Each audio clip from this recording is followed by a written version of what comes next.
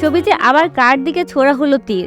যারা নিজেরাই cyber bullying করে তাদের মুখে আইনের কথা মানায় না। এই কথা কার জন্য? কাকে খোঁচা দিয়ে বলা হলো? নাম না নিয়ে কি বড়সড় বার্তা দিলেন বারিশা হক? ভিউয়ার্স, ঘটনার বিস্তারিত জানতে ভিডিওটি না টেনে সম্পূর্ণ দেখতে থাকুন। সম্প্রতি একটি লাইভে বারিশা হক সরাসরি বলেন, আমাকে যারা সাইবার বুলিং করেছে আমি তাদের ছেড়ে দিইনি। এখানেই থামেননি তিনি, আরো যোগ করে বলেন, মামলা করিনি মানে এই না যে আমি ছেড়ে দিয়েছি। সব বিচার আমি মহান বিচারকের কাছেই দিয়ে রেখেছি। এই বক্তব্যের পর থেকেই প্রশ্ন উঠেছে, তাহলে কি কেউ আড়াল থেকে পার পেয়ে গেছে নাকি আইনের বাইরে গিয়েও হিসাব বাকি? ঠিক এই সময় সামনে আসে তনির বক্তব্য। একদম পরিষ্কার দ্বন্দ্বহীন ভাষায় তনি জানিয়ে দেন, বারিশা হকের সাথে নতুন করে তার কিছুই ঘটেনি। পুরনো কোনো বিষয় তিনি মনে রাখেননি, এমনকি মনে রাখতেও চায় না। তনির এই স্পষ্ট অবস্থানকে ইঙ্গিত দিচ্ছে নতুন কোনো গল্পে নাকি পুরনো গুঞ্জন একেবারে বন্ধ করে দিতে চাইছেন তিনি। একদিকে বারিশা হকের তীব্র বক্তব্য, অন্যদিকে তনি সরাসরি অস্বীকার। সব মিলে ছবিতে তৈরি হয়েছে প্রশ্নের পর প্রশ্ন। তাহলে আসল ইঙ্গিতটা কার দিকে? নাম না বলেই কি সবকিছু বলা হয়ে গেল?